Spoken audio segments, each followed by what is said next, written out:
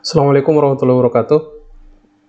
Bertemu lagi dengan saya pada seri kuliah listrik magnet, dan kali ini telah sampai pada teknik-teknik khusus yang kedua. Jadi kemarin kita sudah membahas beberapa kasus yang tidak bisa diselesaikan dengan menggunakan metode yang biasa, menggunakan Coongos atau integral seperti biasa yang sudah kita lakukan di Visdas. Kita menggunakan namanya metode Laplace. Yang pertama, Laplacian dan Poisson ya. Dan yang kedua adalah metode bayangan. Metode bayangan. Nah, ini adalah teknik khusus dalam penyelesaian kasus-kasus listrik magnet, dan teknik ini cukup sering muncul ya dalam soal-soal OSN ataupun on-MIPA dan sebagainya. Jadi, ini merupakan salah satu metode yang umum yang mestinya dikuasai oleh setiap mahasiswa fisika S1 dan S2 tentunya ya.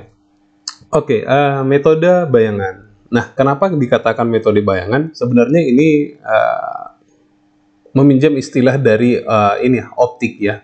Bagaimana ketika kita bercermin di depan suatu cermin, maka sebenarnya kita mempunyai bayangan ya. Jika kita berdiri 1 meter di depan cermin, kita mempunyai bayangan 1 meter di belakang cermin.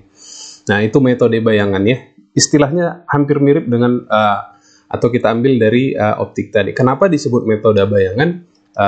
Nanti kalian akan menemukan jawabannya kenapa disebut metode bayangan. Oke, kenapa kita butuh metode atau trik ini? Karena kita punya suatu kasus yang tidak bisa diselesaikan dengan kasus dengan Laplacian juga. Kita tidak bisa menyelesaikannya dengan dengan kasus Laplacian. Jadi kita memperkenalkan suatu metode baru lagi. Kita punya kasus baru. Kasusnya seperti ini. Saya punya suatu konduktor, ya, plat konduktor, yang mana plat konduktor ini saya groundkan. Maka apa yang terjadi jika platnya saya groundkan?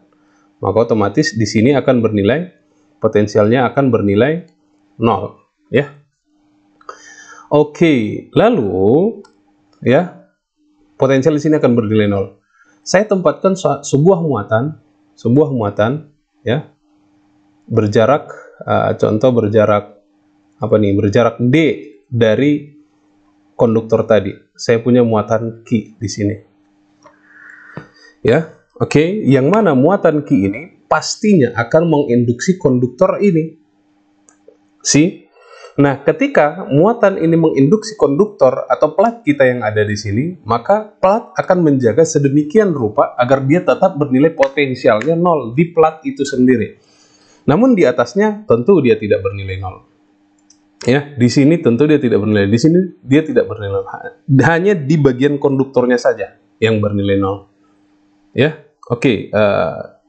Kita tempatkan untuk mempermudah kasus kita ini, kita tempatkan kasus kita ini berada dalam koordinat Cartesian ya. Oke, saya punya seumpamanya. Oke, ini sumbu Z seumpamanya. Seperti ini, gini ya.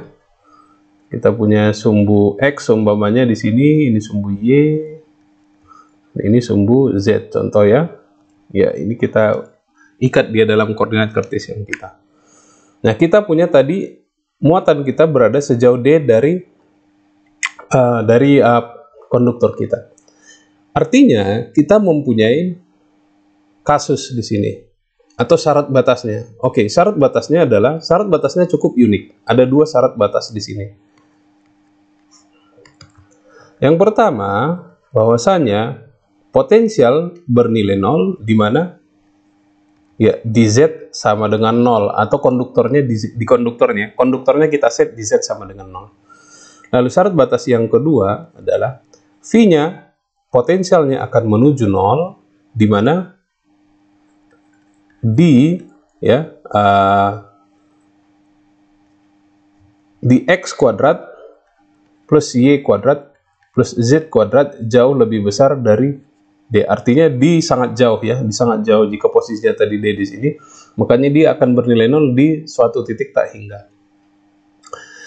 Nah, kedua syarat batas ini disebut dengan uniqueness theorem ya, atau teorema unik ya. Uniqueness theorem. Kenapa kita sebutkan teorema unik ya? Kenapa unik teoremanya? Karena kita nanti akan menemukan suatu solusi yang mana solusi itu sendiri itu yang ingin kita cari. Oke, saya maksudnya begini. Oke, kita lihat ya. Oke, sekarang kita lihat kasus kita di sini, ya. Pertanyaannya sekarang adalah berapakah potensial di sembarang titik? Di sembarang titik, baik di sini, di atas konduktor, di bawah konduktor gitu ya, atau di mana-mana. Yang mana sudah barang tentu potensialnya akan bernilai nol di konduktor itu sendiri, di plat konduktor itu sendiri. Nah, namun tadi ketika ada muatan yang ada di atas konduktor sejauh D, maka akan ada muatan yang diinduksi. Artinya apa? Akan ada sedemikian rupa, akan ada muatan tertentu yang nantinya akan menginduksi plat ini agar plat ini bernilai nol. Agar plat ini terus bernilai nol, ya. Maka di sini inilah yang kita sebut dengan teorema bayangan atau metode bayangan. Artinya apa? Untuk mempertahankan potensial yang di sini bernilai nol karena kehadiran Q, maka kita bisa menganggap atau seolah-olah ya ini virtual ya. Ini apa namanya? Trik ya. Ingat ini trik. Saya ulang. Karena ada muatan Q tadi di atas plat konduktor, maka plat konduktor harus mempertahankan dirinya agar bernilai nol potensialnya. Maka untuk mempertahankan dirinya seolah-olah, ingat kata-kata seolah-olah, ada muatan bernilai minus Q di jarak sejauh minus D. Kehadiran muatan ini karena apa? Karena untuk mempertahankan atau muatan yang terinduksi oleh Q ini untuk mempertahankan potensialnya bernilai nol. Ya, inilah yang kita sebut dengan metode bayangan. Metode bayangan itu artinya apa?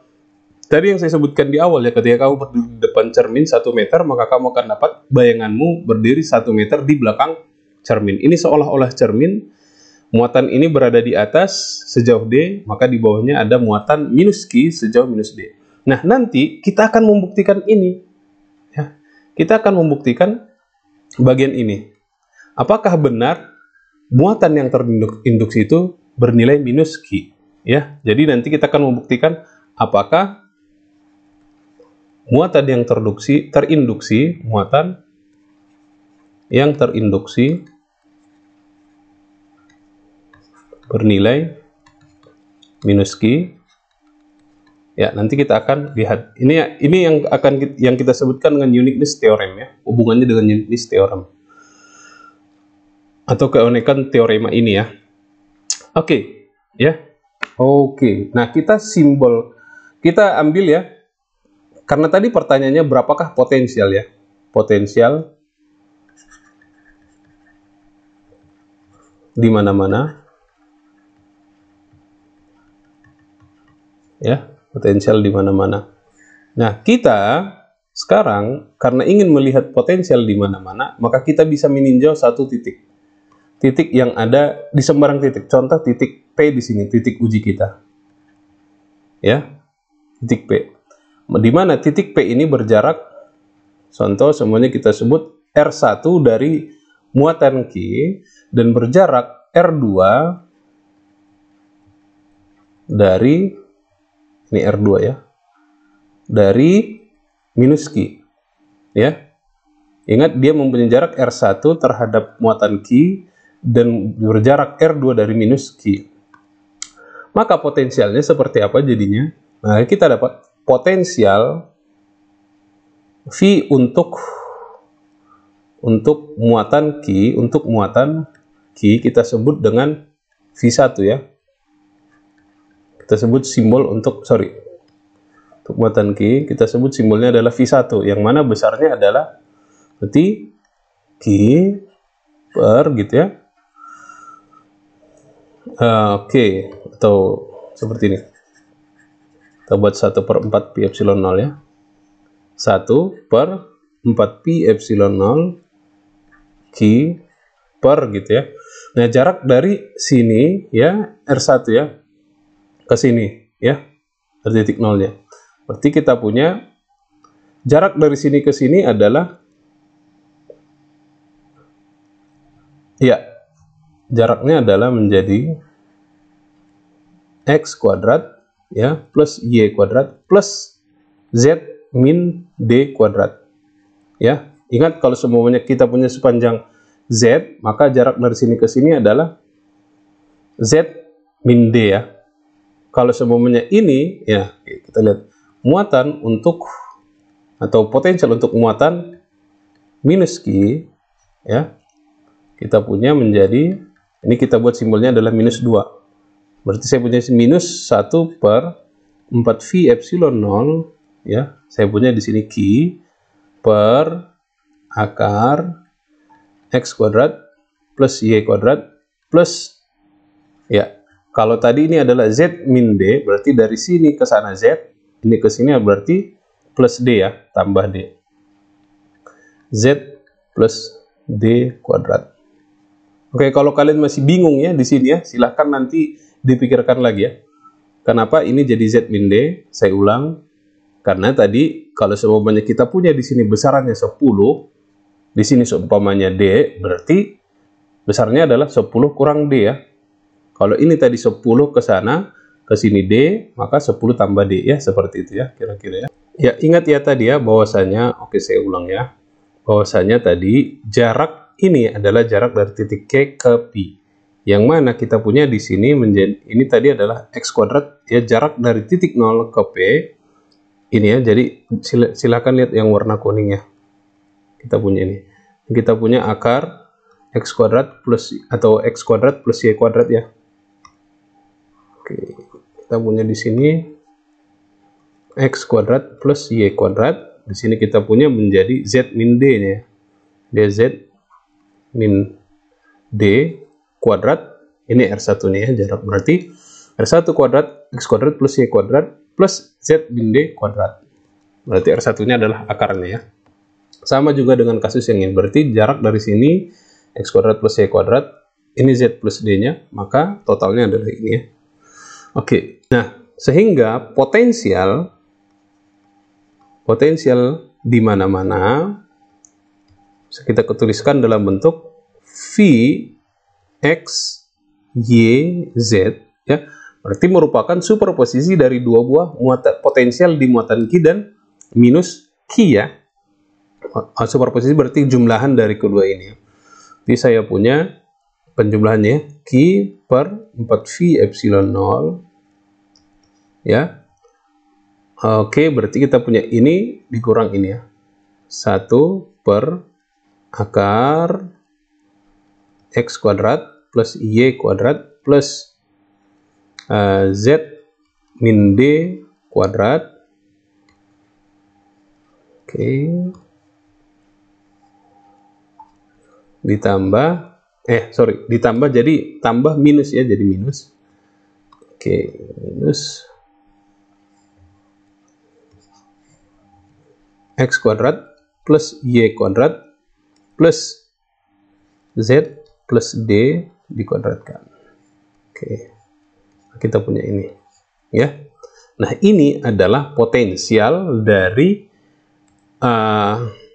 ya, potensial yang terinduksi akibat muatan Q ini tadi ya, di atas plat konduktor kita ya, yang mana artinya jika dia bernilai 0, Z-nya bernilai 0, maka ini akan memenuhi syarat batas kita tadi ya. Dan jika dia D-nya jauh lebih besar dari Z, maka juga akan memenuhi ini ya.